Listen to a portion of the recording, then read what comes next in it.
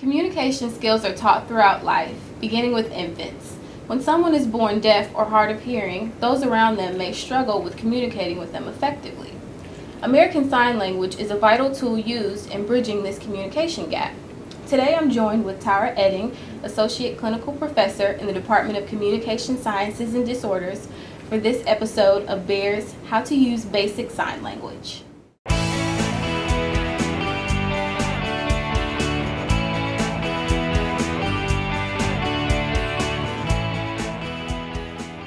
Can you explain why sign language is so important, even with hearing aids and cochlear implants? Yes, there's two reasons really. First of all, when you're teaching a child who doesn't have any type of language, it really does help, and we have a lot of research to support this, it really does help if they have some type of visual communication modality to go along with that. A lot of people feel that sign can inhibit speech development, but it actually does enhance it and help it a great deal, and can help children to learn to speak at a faster rate.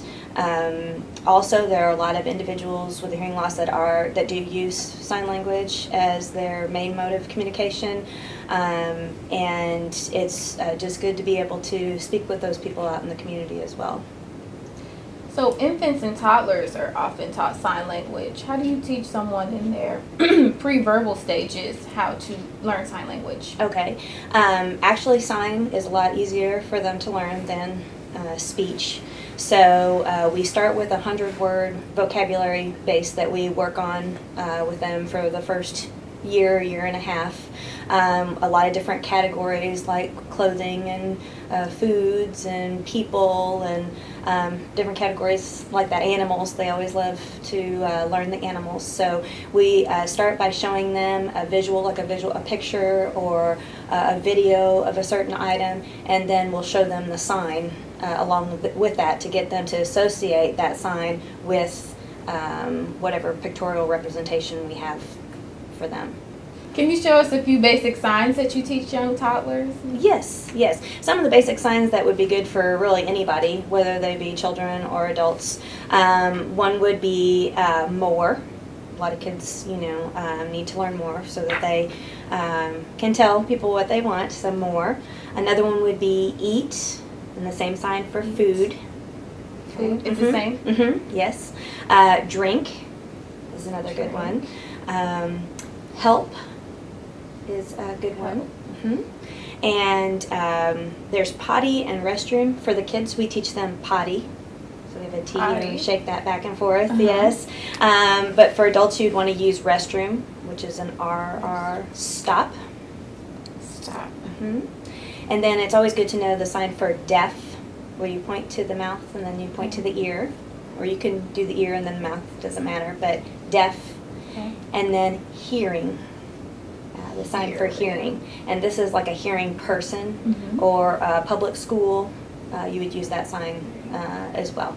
So awesome. Can you tell us a little bit about the preschool for the deaf and hard of hearing here at Missouri State? Yes, we run on the academic calendar along with the university, and we serve children between the ages of 3 and 5 or 6, depending on when they are going to transition into kindergarten. So some kids do it a little bit later depending on their age. We work with all types of children, no matter what communication modality they use, no matter what type of amplification or assistive listening device that they use. Basically, they just have to have a hearing loss that's significant enough that significantly impacts their language or their ability to learn pre-academics. We work on things like language, speech, pre-literacy skills, and socialization, and auditory skills are the 5 main areas that we work on. We have children in here right now that use sign, but we also have children that are very oral and use speech as their main mode of communication. Many of our children come in not having any language base whatsoever, and so they may start using sign language, but by the time they're done, they're using more speech than sign. So awesome. Super interesting. Yes. So before you go, you have to show me how to say "Go Bears" in sign language. You would say go. You say go. Go. Bears. Bears. Mhm, That's cool. mhm. So Or you could do Go Bears. go Bears. That's Mhm. nice. I'm going to have to use that Okay. at the next football game. Okay, great. Thank Thank you you. again for joining us, Tara, and thank you guys for watching this episode of Bears How To.